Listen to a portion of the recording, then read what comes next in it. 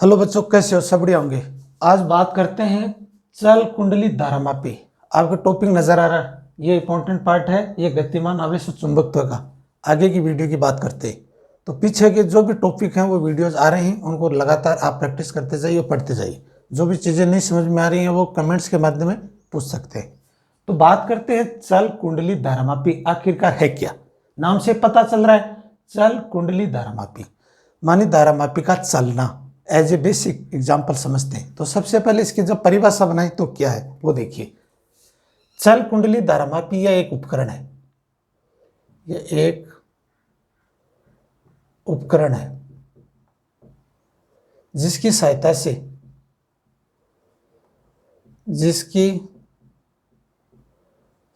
से अलग धारा का मापन वह धारा की दिशा बताता है। धारा की दिशा बताता है, इसे चल कुंडली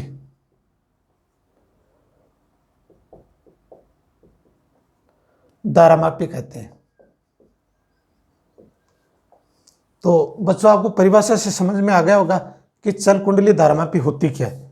कहने का तात्पर्य यह है कि यह एक तरह की घड़ी होती है। यह मोस्टली काम करती है कि धारा को बिना ग्रहण किए हुए इसका मान है धारा की दिशा को बताना। चल कुंडली धारामापी एज ए माने तो गैलोमीटर को बोलते हैं। गैलोमीटर इस तरह की जो घड़ी होती है ना जी, ये क्या करती है, धारा की दिशा बताती है। और एक होती है एमीटर, यह काम करती है धारा का मापन परिपथ में। जैसे परिपथ में धारा का मापन करती है।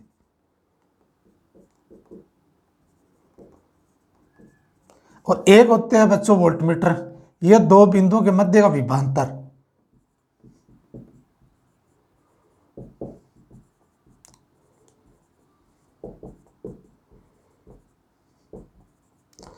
तो आपको मोस्टली ज़्यादातर समझ में आगे होंगे। तीन घड़ियां होती हैं। एक होती है गैलोमीटर जी, ये क्या कहती है, धारा की दिशा बताती है। जैसे मेरे सामने देखिए आप, ये पेन है, इस पेन की जो डायरेक्शंस है, अगर मैं इस साइड करूं तो यह पता चल जाएगा इसकी डायरेक्शन ये साइड है। तो जब अपन को क्या परिपथ में मालूम नहीं चलता कि इस सर्किट में धारा की जो डायरेक्शन है वो किस साइड है, तो ये गैलोमीटर क्या करती है, डायरेक्शन बताती है। अगर ये इस साइड होगी तो अपन को ये मालूम चल जाएगा कि धारा की दिशा इस साइड है।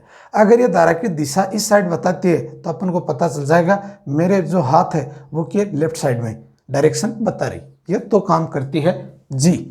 ए क्या करती है, कंप्लीट सर्किट में से जो धारा का मापन करती है वो हो गया एमीटर। और वी क्या काम करती है कि दो बिंदु, जैसे बिंदु ए और बिंदु बी, इनके मध्य का जो विभवांतर, जो पोटेंशियल बताते हो आप, वो ज्ञात करते हैं। अब इस जी के बारे में चर्चा करते हैं। इस जी की जो घड़ी होती है वो पीछे से किस तरह से इनकी डिजाइन की जाती है, या सिद्धांत है, इनकी संरचना है, इनकी क्रियाविधि वो कैसे काम करती है, सबसे पहले वो देखते हैं। देखो बच्चों, ये आपको नजर आ रहे हैं, ये संकेतक स्केल है, इसको बोलते हैं संकेत स्केल। एक तरह की क्या होती है बच्चों, ये संकेत, या इसको आप बोल सकते हो स्केल।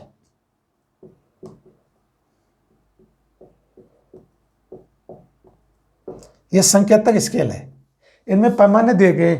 आप मान से चलते हो 0, 5, 10, 15, 20, 25, 30, 35, 40, 50, ऐसे कुछ नंबर डिजाइन होते हैं घड़ी के ऊपर, आपने देखा होगा। और ये संकेत क्या काम करता है, ये डायरेक्शन बताता है कि इस घड़ी के सेंटर में इस डायरेक्शन में करंट है या इस डायरेक्शन में करंट जा रहा है। ये आपको डायरेक्शन के रूप में संकेतक है, ये संकेतक से मालूम चलता है। यह संकेतक क्या है, नरम लोहे की क्रोड के रूप में ये क्या है, उसमें जुड़ा होता है। और ये त्रिज्यीय चुंबकीय क्षेत्र होते हैं और ये दो शक्तिशाली चुंबक होते हैं। तो आपको ये पता चलता है कि दो शक्तिशाली चुंबक के मध्य त्रिज्यीय क्षेत्र के अंदर एक वर्ताकार नरम लोहे की क्रोड होती है। उस नरम लोहे की क्रोड की धातु फ्रेम पे यह संकेतक जुड़ा होता है। उस संकेतक जुड़े होने के कारण उसमें एक चुंबकीय बल आघूर्ण उत्पन्न होता है, चुंबकीय बल आघूर्ण से एक ऐंठन उत्पन्न होता है और ऐंठन के कारण इसकी जो डायरेक्शंस है इस संकेतक में खिंचाव उत्पन्न होता है। उस खिंचाव के मालूम से यह संकेत इधर या उधर जाने की कोशिश करता है, तब आपको पता चलता है कि इस गैल्वेनोमीटर के माध्यम से इस परिपथ का जो करंट की डायरेक्शन है वो किस दिशा में जा रही है, ये आपको बेसिक जानकारी प्राप्त होती है। तो मोस्टली अगर और थोड़ा सा बेसिक जानकारी जाने तो आप ये कह सकते हो कि माना कि दो शक्तिशाली चुंबक है, बहुत पावरफुल चुंबक है N व S, जिनकी आकृति अवतलाकार होती है, अवतल आकार की होती है, और इनके मध्य में ये जो तीर के जो निशान दिखाई दे रहे हैं ये क्या बोल सकते हैं, ये होते हैं त्रिज्यीय चुंबकीय क्षेत्र जो लंबवत पे काम करते हैं, लंबवत होते हैं। और उनके मध्य एक नरम लोहे की क्रोड होती है गोलाकार आकृति में, उसमें धात्विक फ्रेम के तार जोड़ दिए जाते हैं और उसके मध्य में यह संकेतक रूप जुड़ा होता है। और जैसे चुंबकीय क्षेत्र में आघूर्ण उत्पन्न होता है तो इस गोलाकार आकृति का जो नजर आ रही है चुंबकीय क्रोड में, इनमें एक ऐंठन उत्पन्न होता है। ऐंठन के कारण इसमें जो खिंचाव उत्पन्न होता है उस खिंचाव के माध्यम से यह संकेतक इधर उधर काम करता है। यह तो इसकी कार्यप्रणाली, जो इसका कंस्ट्रक्शन होता है, जो बनावट, वो तो हो गया आपका ये पार्ट।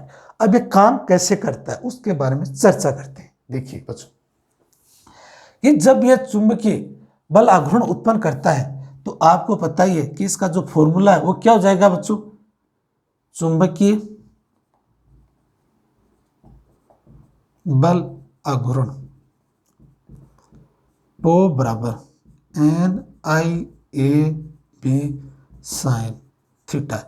ये आपका चुंबकीय बल आघूर्ण का सूत्र होता है बच्चों। क्यों? NIA ये तो जाएगा M का मान और ये हो जाएगा B का मान, ये हो जाएगा साइन थीटा। तो चुंबकीय बल आघूर्ण का फॉर्मूला एक तो होता है MB साइन थीटा। M का मान हुआ NIA। N तो होती है नंबर फेरों की संख्या, I है धारा, A है क्षेत्रफल और B है चुंबकीय क्षेत्र, साइन थीटा है एक कोण। तो ये त्रिज्यीय क्षेत्र है तो इसका जो मान है वो क्या हो जाएगा बच्चों, ये मान हो जाएगा 90 डिग्री। त्रिज्यीय क्षेत्र के लंबवत है ना, ये जो आपका पार्ट है त्रिज्यीय चुंबकीय क्षेत्र के लंबवत हो तो आपका साइन 90 का मान कितना हो जाएगा, 1 हो जाएगा। और ये आप देख सकते हो N क्या है, फेरों की संख्या,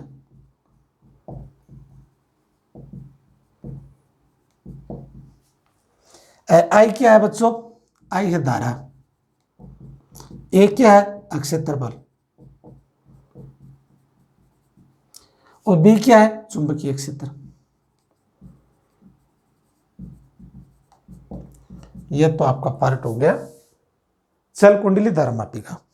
तो इस फॉर्मूले से आपको यह मालूम चल गया, N है फेरों की संख्या, I है कुंडली में धारा, A है कुंडली का क्षेत्रफल, B है चुंबकीय क्षेत्र और साइन थीटा है इसका कोण, या इसको ऐसे भी बोल सकते हैं टो बराबर MB साइन थीटा। तो यह आपको मैंने लिख दिया। अब कह रहा है कि प्रत्यानन बल लगता है। जैसे ऐंठन उत्पन्न होता है, ऐंठन के मध्य में एक प्रत्यानन बल कार्य करता है। जब कुंडली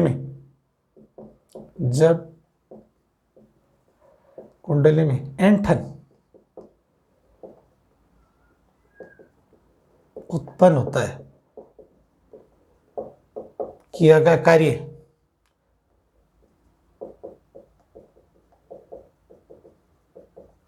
प्रत्यानन के बल के रूप में होता है। या ऐसे लिख सकते हो, जब कुंडली में ऐंठन उत्पन्न होता है तो प्रत्यानन बल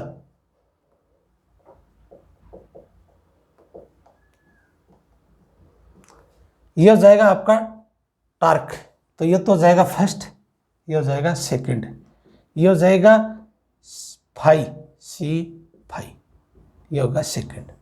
जो आप कहते हो ना कि ऐंठन और धारा एक दूसरे के समानुपाती होती हैं, तो या तो आप डायरेक्ट इस तरह से भी यूज करते हो कि जो I का मान है वो फाई के समानुपाती होता है, I बराबर C फाई होता है। मतलब जब परिपथ में जो धारा प्रवाहित होती है उसमें उत्पन्न विक्षेप, ये विक्षेप का फॉर्मूला है। इसमें ध्यान से देखिए आप कि जो फाई है वो क्या है बच्चों, फाई है वो विक्षेप कोण है, विक्षेप, और C है नियतांक। ये समीकरण नंबर आ जाएगी 2 और ये समीकरण नंबर 1। समीकरण नंबर 1 व 2 संतुलित अवस्था में रखने पर या साम्य अवस्था में रखने पर, तो क्या हो जाएगा बच्चों, ध्यान से देखो, टारक 1 बराबर टारक 2। तो ये जो फॉर्मूला आपके पास नजर आ रहा है ये क्या हो जाएगा, ध्यान से देखिए बच्चों, जो ये टारक का फॉर्मूला जाएगा वो आ जाएगा NiAb, ये आपका फॉर्मूला आ जाएगा। इसको आप 2 मान लीजिए, इसको आप समीकरण नंबर 3 मान लीजिए, और ये समीकरण नंबर 3, 2 और 3 को संतुलित अवस्था में साम्य अवस्था में जब रखते हैं तो इसका जो मान है वो क्या जाएगा बच्चों, देखो ध्यान से, NiAb इंटू C5। अब आपके पास ये मान आ जाएगा। अब इन समीकरण के माध्यम से आपको क्या ज्ञात करना है, अगर आपको धारा का मान ज्ञात करना है तो ध्यान से देखिए, तो ये क्या जाएगा, C5 इंटू NAB, ये आपके धारा का मान हो जाएगा। तो आप कह सकते हो I समानुपाती फाई, तो इसका मतलब होता है कि धारा व विक्षेपण कोण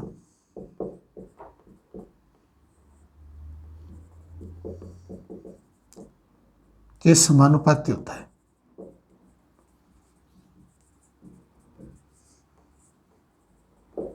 समानुपाती होता है। ये तो आपकी धारा के मान आ गए, ये समीकरण नंबर रखते हैं 4। अब 2 छोटे छोटे पार्ट आते हैं, धारा सुग्राह्यता, वोल्टता सुग्राह्यता। तो अगर अपन धारा सुग्राह्यता का मान ज्ञात करते हैं, क्या बच्चों, धारा सुग्राह्यता, तो इसकी जब परिभाषा बनाएंगे तो क्या बनेगी, धारा मापी में एकांक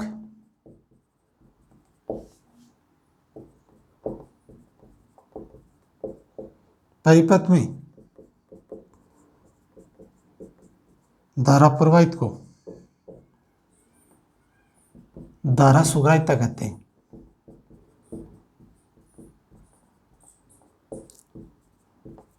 धारा सुग्राह्यता को ऐसा ही व्यक्त किया जाता है,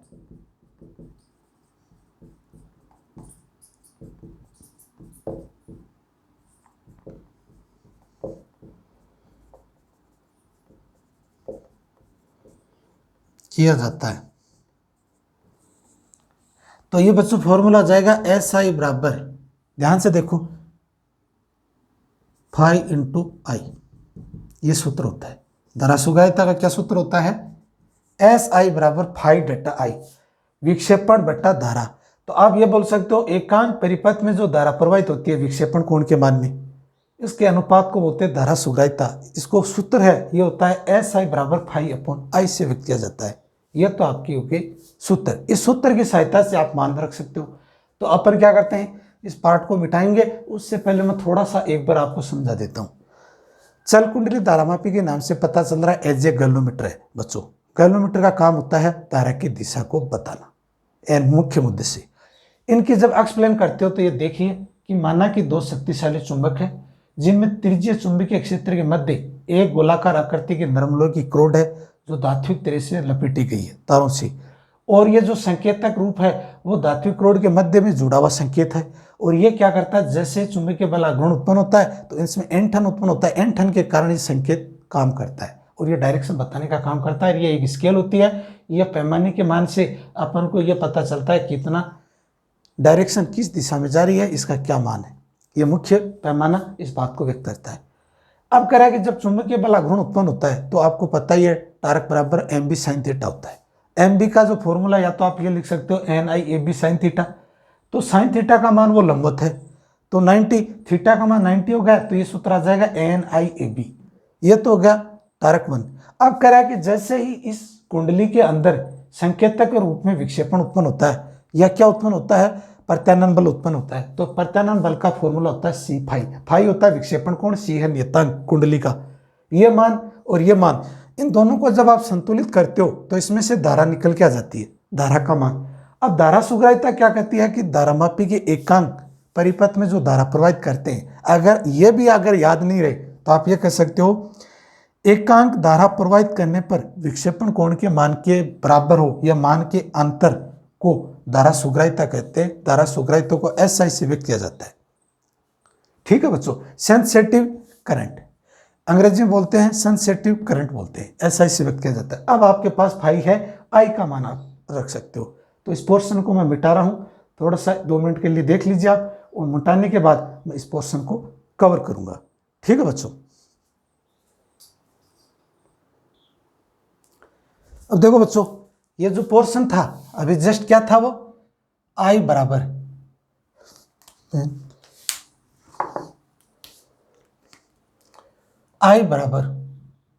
सी phi into N A B, यह आपका मान आया था। और आपने यह कहा कि आई समानुपाती फाई, परिपथ में धारा और विक्षेपण कोण के समानुपाती होता है। तो आपने धारा सुग्राहिता का मान देखा, यह फॉर्मूला था एस आई बराबर फाई इंटू आई। तो इसकी जो परिभाषा वो यह है, परिपथ में एकांक धारा, जब परिपथ में एकांक धारा प्रवाहित करने पर उत्पन्न विक्षेपण को धारा सुग्राहिता कहते हैं। जब आप परिभाषा और अच्छे से बनाएं तो ऐसे बनाएं, जब एकांक परिपथ में धारा प्रवाहित करने पर उत्पन्न विक्षेपण को धारा सुग्राहिता कहते हैं, जो ऐसा इसे व्यक्त किया जाता है। अब आप आई का मान है वो तो ये समीकरण नंबर जो 4 आई थी पिछली वाली, उसके माध्यम से रख सकते हैं। तो एस आई बराबर फाई अपॉन सी फाई बटा एन ए बी, फाई से फाई कैंसल, तो ये क्या जाएगा बच्चों, ये पोर्शन ऊपर चला जाएगा, एन ए बी अपॉन सी। तो एस आई का जो मान है वो यह आ जाएगा एन ए बी अपॉन सी, ये आपका मान आ जाएगा। ये समीकरण नंबर 5 हो जाएगी। इसी तरह वोल्टता सुग्राहिता जब ज्ञात करते हैं, वो देखिए,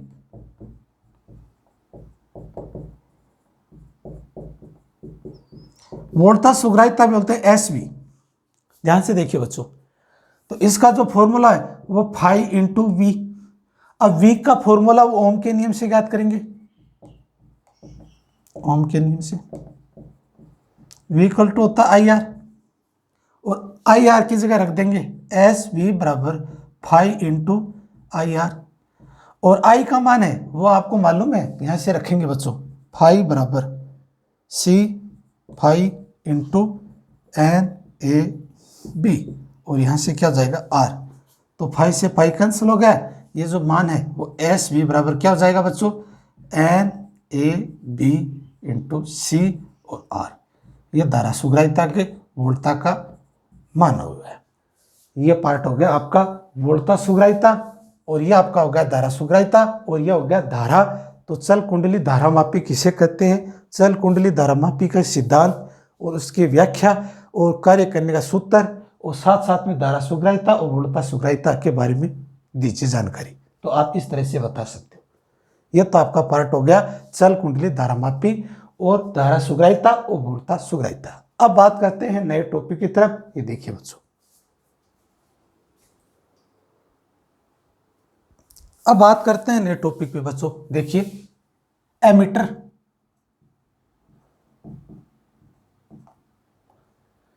और यहां बात करते हैं वोल्टमीटर।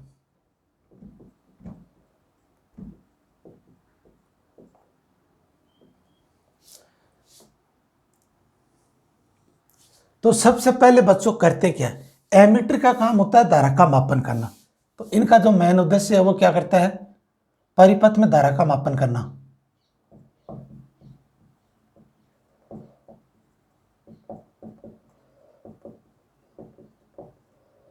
मापन करना, ठीक है।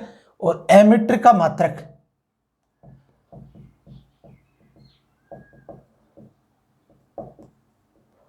एम्पियर होता है।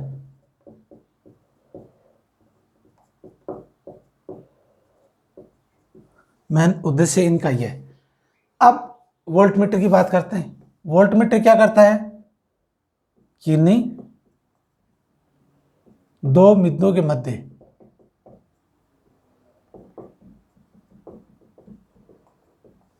विभवांतर ज्ञात करना।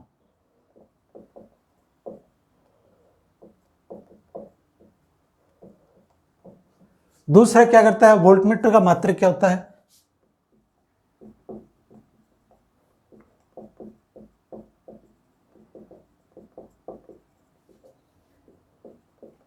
वोल्ट या वी से व्यक्त करते हैं।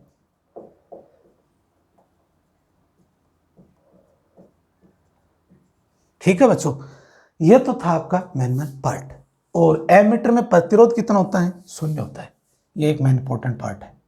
एमीटर में प्रतिरोध 0 होता है। वोल्टमीटर में प्रतिरोध अनंत होता है।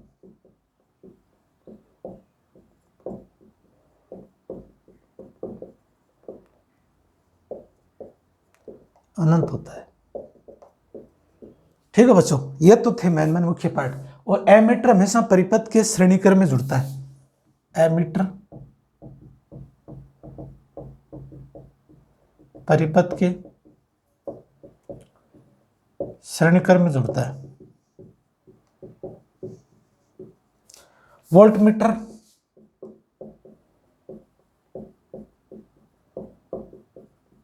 परिपथ के समांतर क्रम में जुड़ता है।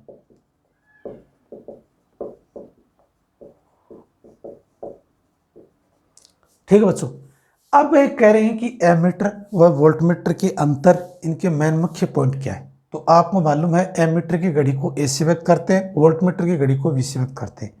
एमीटर क्या काम करता है? यह धारा का मापन करता है। इसका मात्रक क्या होता है? एम्पियर होता है। इस घड़ी का जो सिंबल है, संकेत, वो ए से व्यक्त करते हैं। और यह घड़ी है, इसको अपन बी से व्यक्त करते हैं। इसका मात्रक वोल्ट होता है। एमीटर का प्रतिरोध 0 होता है, 0 0। वोल्टमीटर का प्रतिरोध अनंत होता है। अनंत को इस तरह से भी लिख सकते हैं। एमीटर परिपथ के श्रेणी क्रम में जुड़ता है, वोल्टमीटर परिपथ के समांतर क्रम में जुड़ता है। ये तो इनके थे मुख्य उद्देश्य, जो डिफरेंस। अब कह रहा है कि धारामापी से एमीटर कैसे बनाते हैं। मेन मुख्य वो पॉइंट है, धारामापी से एमीटर में बदलना।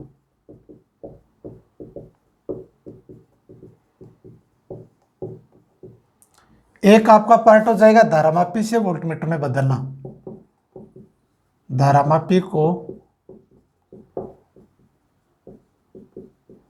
वोल्टमीटर में बदलना, इसको खोल दे। तो बच्चों सबसे पहले ध्यान से देखिए, धारामापी की बात करते हैं तो ये आपका पार्ट हो जाएगा जी, और ये समांतर गैलोमीटर है। इस गैलोमीटर के समांतर क्रम में एक अलग प्रतिरोध तार जोड़ देते हैं और इसको बोलते हैं शंट, एस। ये होगा शंट और ये होगा धारामापी जी।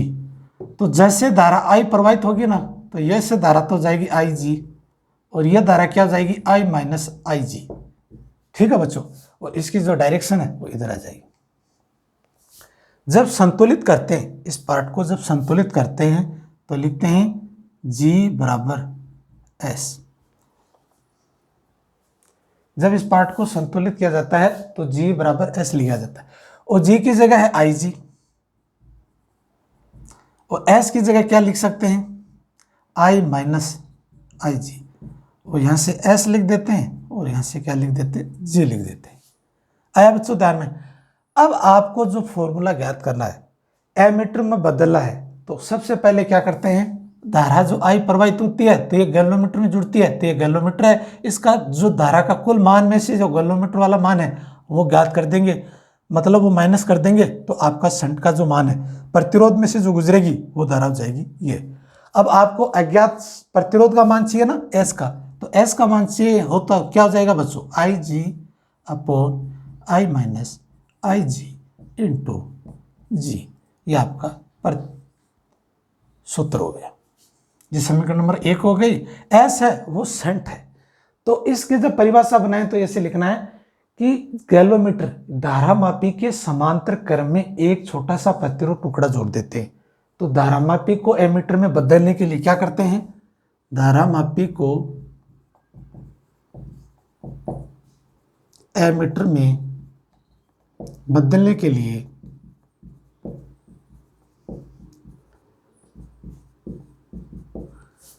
धारामापी के समांतर क्रम में, धारामापी के समांतर क्रम में अलग प्रतिरोध शंट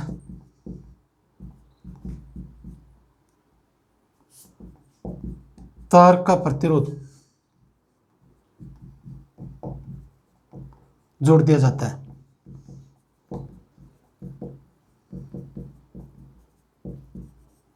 ये तो बच्चों हो गया आपका धारामापी को एमीटर में बदलना। अब इसी तरह से धारामापी को वोल्टमीटर में बदलते हैं, तो आप ध्यान से देखिए डायग्राम। ये तो आपका क्या हो जाएगा बच्चों, वोल्टमीटर हो जाएगा, इसको आप वोल्टमीटर ले। ये सिरा ए है, ये सिरा बी है। अब इस ए बी सिरे के मध्य में क्या करते हैं बच्चों, एक तो जी, एक R H high resistance box, ये जोड़ देते हैं और आपका पार्ट हो जाता है इस साइड, और ये विभांतर हो गया। ए व बी बिंदु के मध्य क्या है, विभांतर है, और ये जी और आर एच ये आपने जोड़ दिया श्रेणी क्रम में। आर एच क्या है बच्चों, उच्च प्रतिरोध तार,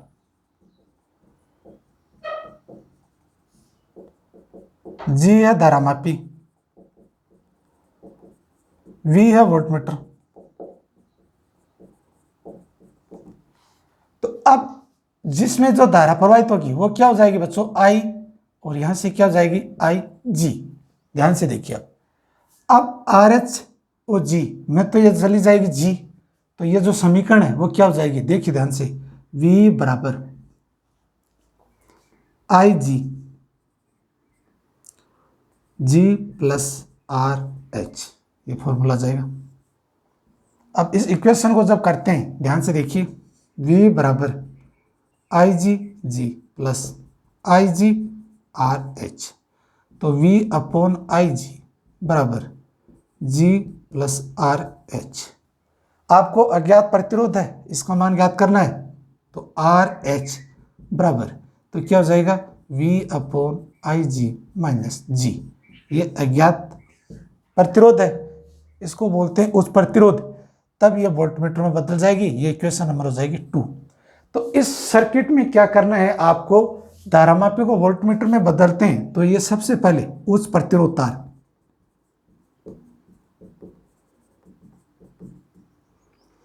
श्रेणी क्रम में धारामापी के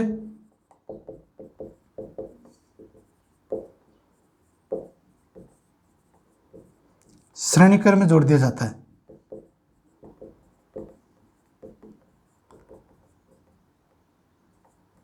ये इनका मेन पार्ट हो गया। तो आपको ये पता चल गया एमीटर वोल्टमीटर में क्या अंतर है। एमीटर और वोल्टमीटर के अंतर के बाद में धारामापी को एमीटर में बदलना और धारामापी को वोल्टमीटर में बदलना, ये इनके मुख्य पार्ट हैं। अगर कोई एग्जाम में आपसे पूछ लिया जाए कि एमीटर का प्रतिरोध कितना होता है, तो आप कहोगे 0। वोल्टमीटर में ये जो आपने पूछ लिया जाए प्रतिरोध कितना होता है, अनंत होता है। एमीटर को ऐसे व्यक्त करते हैं, ये धारा का मापन करता है, ये किन्हीं दो बिंदुओं के मध्य का विभवांतर ज्ञात करता है, इसको V से व्यक्त करते हैं, और ये हमेशा समांतर क्रम में जुड़ता है, ये हमेशा श्रेणी क्रम में जुड़ता है। ये आपकी कैलकुलेशन हो गई। ध्यान से देखिए, अब नए टॉपिक पे चर्चा करते हैं।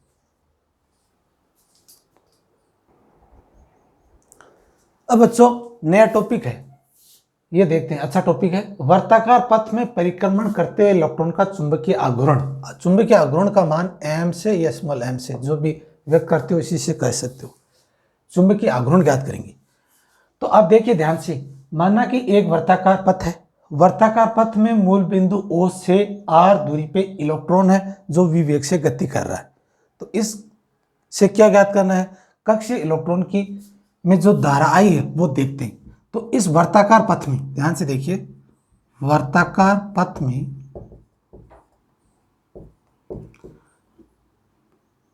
इलेक्ट्रॉन में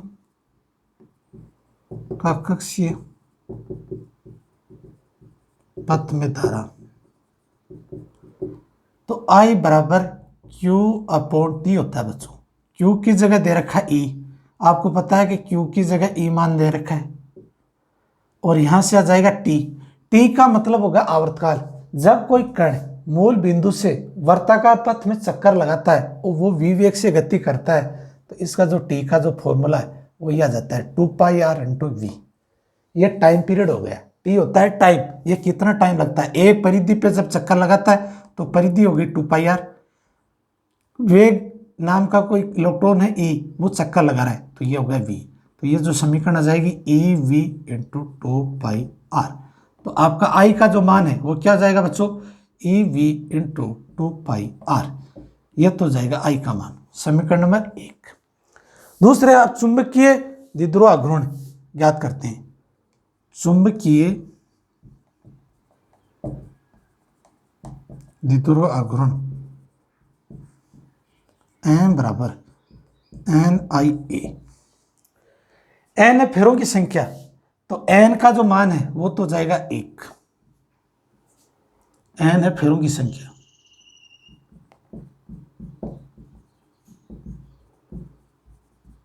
और ए है क्षेत्रफल, वो जाएगा पाई आर स्क्वायर। और आई का जो मान है वो क्या हो जाएगा, ई वी अपॉन 2πr। यह मान आप रखेंगे इस समीकरण में, समीकरण नंबर 2 में। तो ये क्या हो जाएगा, एम बराबर एन आई ए। तो यहां से क्या रखोगे, एन का मान तो 1 हो जाएगा, आई का मान हो जाएगा ई वी अपॉन 2πr। एक का हो जाएगा पाई आर स्क्वायर। तो पाई से तो पाई कैंसिल बच्चों, आर से के स्क्वायर से आर कैंसिल। तो एम का जो मान है वो हो जाएगा ई वी आर अपॉन 2, या लिख सकते हो 1/2 ई वी आर। ये आपका चुंबकीय द्विध्रुव घूर्ण हो गया, एम का मान। अब क्यों न एम ई ऊपर नीचे गुणा कर देते हैं, एम ई एम, ये होता है इलेक्ट्रॉन का द्रव्यमान।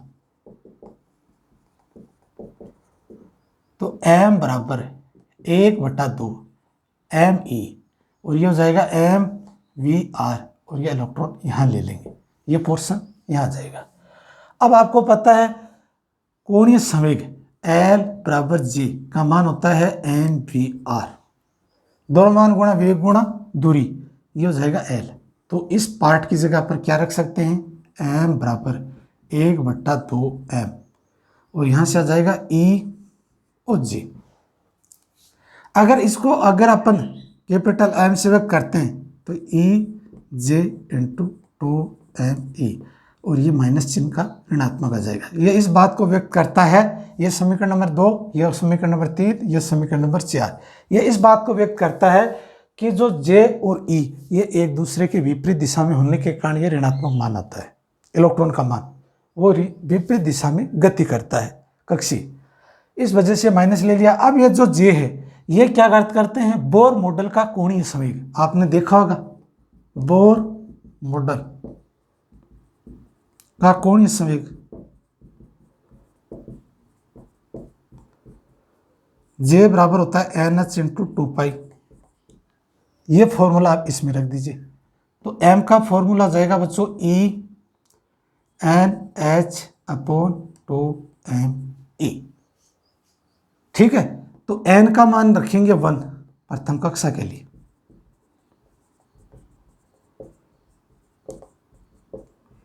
तो M का जो मान होगा वो जाएगा बच्चों EH इंटू 2πMe, ये आपका मान हो जाएगा। अब ये जो मान आते ही अब आप क्या ज्ञात कर सकते हो, E की जगह आ गया, J की जगह NH अपॉन 2π आ गया। तो यहाँ से देखिए बच्चों गुणा 2π आ जाएगा, तो यहाँ से क्या हो जाएगा 4πMe, ये आपका मान हो जाएगा। बोर मैग्नेटाइट का मान हो जाएगा, ये किसका हो जाएगा, बोर मैग्नेट्रॉन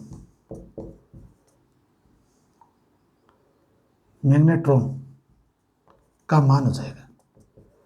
अब आपको बाय डिफॉल्ट अगर इसका टोटल मान चाहिए बच्चों तो देख सकते हो आप, E का मान क्या होता है 1.6 इंटू 10⁻19 कूलम। H का मान कितना होता है 6.62 इंटू 10⁻−34 जूल इंटू सेकेंड। पाई का मान क्या होता है 3.14, और एम का मान क्या होता है 9.1 इंटू 10⁻31 kg। तो एम का जो मान है वो ये आ जाएगा बच्चों total 9.27 into 10⁻24 ampere into metre का स्क्वायर। ये बोर मैग्नेट का मान आ जाएगा, ये इसका मात्रक है, और यह जाएगा आपका 24। कुल मिला के कैलकुलेशन है वो इस फॉर्मूले में रख लिया ना। इस फॉर्मूले में जो मैग्नेट्रॉन का जो मान है वो आ जाएगा 9.27 into 10⁻24 angstrom ampere into metre का स्क्वायर। ये तो आपका हो गया वर्ताकार पथ में परिक्रमण करते हुए इलेक्ट्रॉन का चुंबकीय घूर्ण। कुल मिला के करना क्या है, माना कि एक वर्ताकार पथ है जिनकी त्रिज्या r है, r त्रिज्या पर इलेक्ट्रॉन आवेश स्थित है जो विवेक से गतिशील है। तो धारा की परिभाषा होती है I बराबर Q अपॉन T। Q की जगह इलेक्ट्रॉन है, T की जगह आपको पता है कि टाइम पीरियड। जब कोई कण वर्ताकार पथ में गति करता है तो इसकी परिधि और कितना जो वेग है चक्कर काटता है इसके अनुपात को आप टाइम पीरियड कहते हैं। या मान सकते हो कि जब कोई विवेक से कण एक वर्ताकार पथ में चक्कर लगाता है तो इसका मान होता है 2πr/v।